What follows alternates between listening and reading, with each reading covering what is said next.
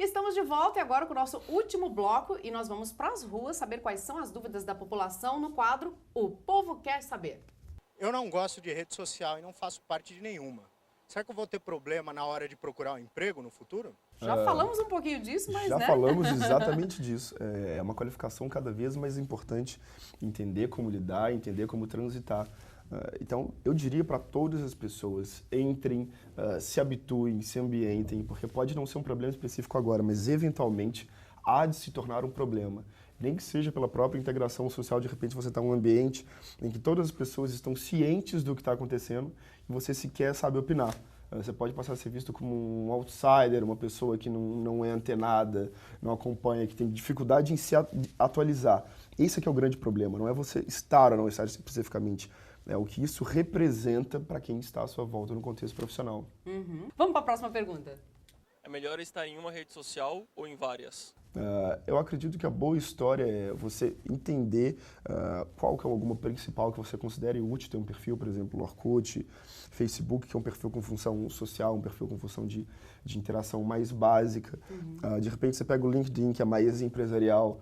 Se você consome design, fotografia, tem redes específicas para isso. Então o que acontece hoje é, você tem as redes sociais gerais e tem redes sociais também muito focadas em interesse. E aí tem uma outra história que é válida. Você vai até onde tem aquela tribo do seu interesse. Entendi. Então, eu diria que é por aí. Olha, boa dica. Vamos lá, para a nossa próxima pergunta, então. Eu acho que com as redes sociais a gente acabou perdendo um pouco esse contato com as pessoas. O que você acha disso? Então, essa é uma velha pendenga. É muito comum você ver pessoas, especialmente pessoas mais velhas, descendo a lenha nas mídias sociais. É verdade, né? Como se fossem um demônio e acabassem com as interações. Olha, a primeira coisa que eu posso dizer é quebrar esse mito. O nicho que mais cresce no Facebook hoje são as pessoas acima de 35 anos.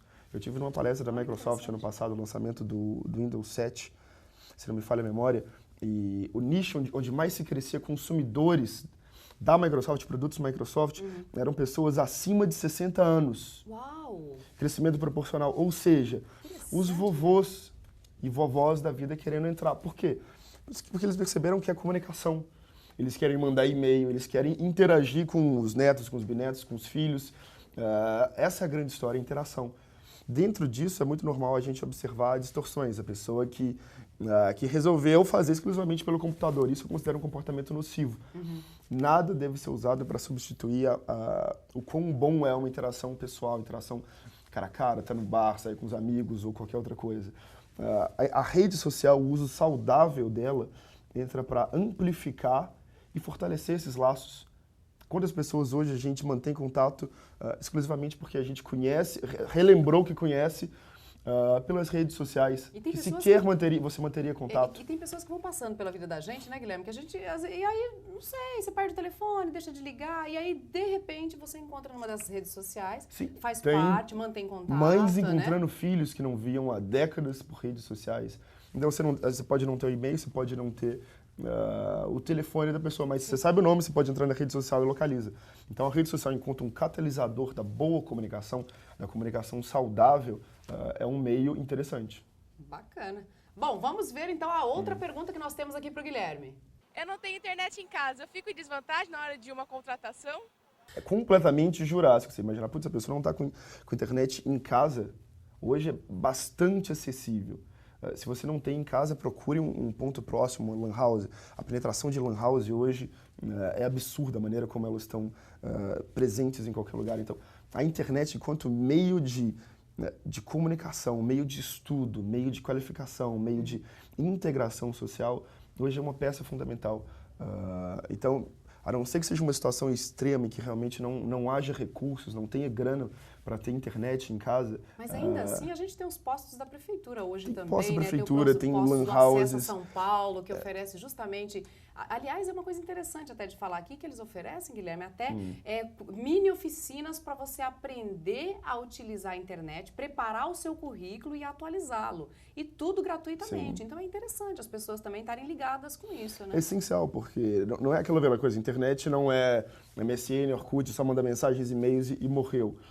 É um meio de qualificação hoje muito forte e cada vez mais vai ser. Então, ela está em séria desvantagem no tema de contratação, no tema de concorrência, especialmente em uma cidade como São Paulo, está em seríssima desvantagem por não ter acesso à internet em casa. Então, menina, vai lá, corre para que a coisa realmente aconteça. E a gente sabe que tem muitas pessoas, como ela falou aqui agora, que está também vivendo uma situação como essa. Não é fácil, não. Agora, o tema do nosso programa justamente é sobre os desafios da cidade de São Paulo, Guilherme. Sim. O que você acha que a cidade tem de desafios para integrar a população nessas redes sociais ou nessa revolução tecnológica que nós estamos vivendo hoje? Tem um desafio grandioso que é a catequização, que é a alfabetização de um grande público, que é conversar mais sobre mídias sociais, que é conversar mais sobre como se usa a web. Transmitir esse conhecimento hoje em larga escala é muito complicado. As pessoas não têm como aprender isso, às vezes, lendo uma revista. É algo de mergulhar no meio, interagir por ali. E eu acredito que as mídias sociais, o digital em si, a maneira como ele faz a informação circular, é muito benéfico para a instituição pública, é muito benéfico para uma cidade. A gente vê o governo de São Paulo, que tem uma presença ponta de lança hoje no meio digital. O cidadão pode fazer valer o seu papel social com muito mais força com a sua presença na web, indo atrás de dados. Hoje é cada vez mais transparente, por mais que seja que nem todos os governos estejam fazendo isso. O governo de São Paulo ele está acelerando muito. Então é possível monitorar orçamentos, é possível monitorar. Tem projetos independentes que monitoram onde o político vota, se ele vota de acordo com o seu alinhamento. Então existem tantos projetos na esfera pública hoje em dia, e colocar mais pessoas dentro das mídias sociais, dentro do universo digital, significa mais pessoas dialogando, por exemplo, com a esfera pública. E isso, lógico, vai trazer grandes benefícios para a cidade, tanto para os moradores como para os gestores. Com certeza. E também, eu acho que e os projetos também que a gente vê, porque você falou da questão da informatização, né? Tudo muito informatizado, tudo muito rápido, tudo muito pelo computador. Então, a gente também, como você como telespectador, a gente, né, como pessoa comum, tem que buscar também se integrar a toda essa comunicação para que fique muito mais fácil a sua vida, para que agilize. E numa cidade como São Paulo, com certeza, agiliza bastante, né?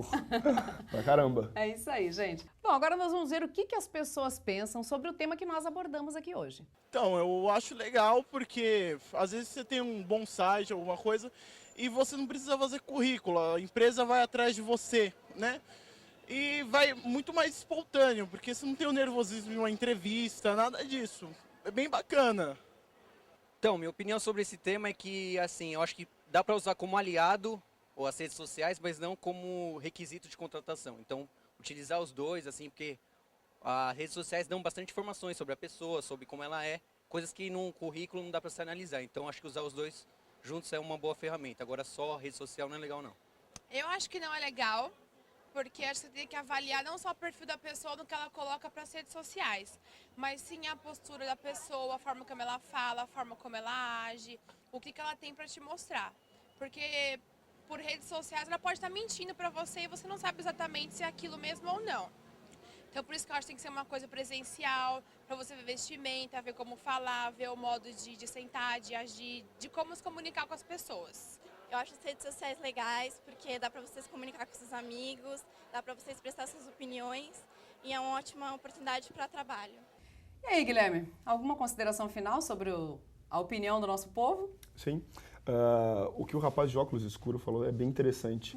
A gente já entrou nesse ponto antes. A pessoa que usa a web e que ela tenha um site próprio, que esse site seja o local onde ela coloca o trabalho dela, o que ela faz de melhor, seja um blog, seja um portfólio. Um blog vale para todo mundo, porque você pode colocar texto e falar sobre a sua área. Se torna uma ferramenta para estabelecer autoridade, conseguir boas ofertas de emprego, em tese com mais salário, com uma melhor posição, uma ferramenta excelente para isso. E, por último, o comentário do rapaz, que ele fala da coisa de usar as mídias sociais como um complemento. Isso é corretíssimo. A coisa não é sou contra ou a favor das mídias sociais, não é 0 ou 1. É entender como uma ferramenta, como um aliado. Você decide como você quer usada dentro de uma escala infinita de usos e não simplesmente pensar isso é bom ou ruim.